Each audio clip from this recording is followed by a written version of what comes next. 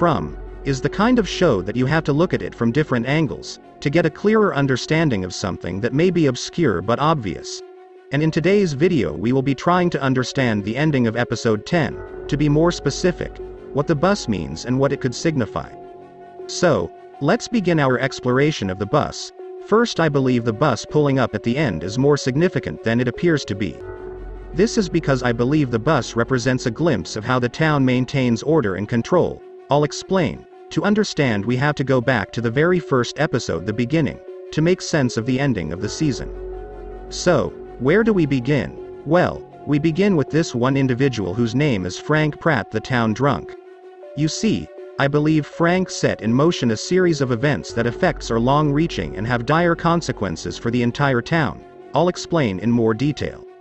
You see, the town was relatively stable before the death of Megan and Frank's wife. In fact, it says on the police station that they had 96 days without incident. That's a long time. That's 3 months without any deaths, chaos, confusion, or any major disasters. That's pretty good, especially for the situation they're dealing with. To put that in perspective, a season lasts about 3 months. That means they had a season of relative peace. So what happened? What triggered events to turn so quickly? Plus, what's the connection to the bus at the end? As I go on, things will start to become more clearer. But, let me begin with the definition of stable. One of the definition of stable is to resist forces tending to cause motion or change of motion. What that means was the town was at equilibrium, balance. But that all changed with the death of Lauren and Megan Pratt. I'll explain.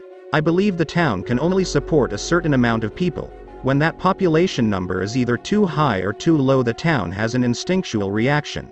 I believe this is to maintain that balance and population control. I believe the town has some sort of automated system that either brings or allows people to come into the town when there is a deficit of residents. But in this latest case, something went wrong. This is illustrated by what Victor said to Julie Matthews in episode 2. He said that having 2 cars entering the town at the same time hasn't happened in a very long time. You see, the town had a deficit of 2 residents, Lauren and Megan Pratt, but I believe something went wrong, because the town let in Jim, Tabitha, Julie, and Ethan Matthews.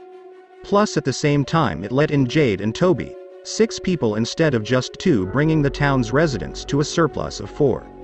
Since things now were discombobulated, the town looks like it recruited Sarah to help it get back to its equilibrium of town residents, by having her eliminate Toby, in episode 1, then have her leave the door open to the hospital to eliminate 2 other residents. That would be Bing Qian Lu, Kenny's father, and the nurse. That would make it 3.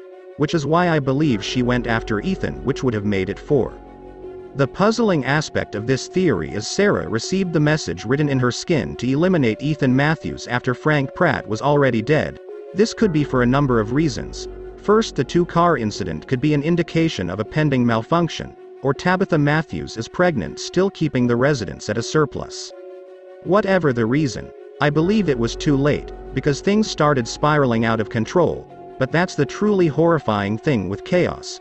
Once it gets started, no one can predict where it will go.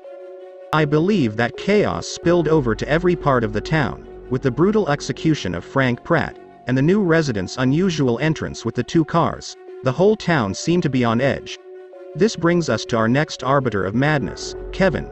Kevin is the love-sick puppy, who fell in love with Jasmine, a creature of untold cunning and deceptive evil. Putting a new spin on an old story, Beauty is the Beast. Kevin allowed his feelings to override his judgment, which led him to unknowingly cause the death of countless colony home residents. Okay, this brings us back full circle and back to the bus. I believe because of the immense loss of life at the colony house, the town did something drastic. Instead of inviting in 1 car at a time, it invited in a bus full of people to get the town back into some kind of equilibrium. What I'm curious about, though, is whether a bus has ever come into this town before. I guess we'll have to wait and see. In the end, I believe the bus coming into the town is a significant part of the town trying to control the residents, or the amount of people in the town.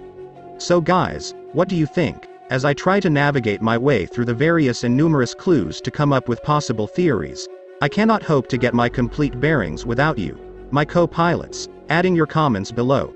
So, feel free to add your thoughts, impart your knowledge, and as always, thank you for watching.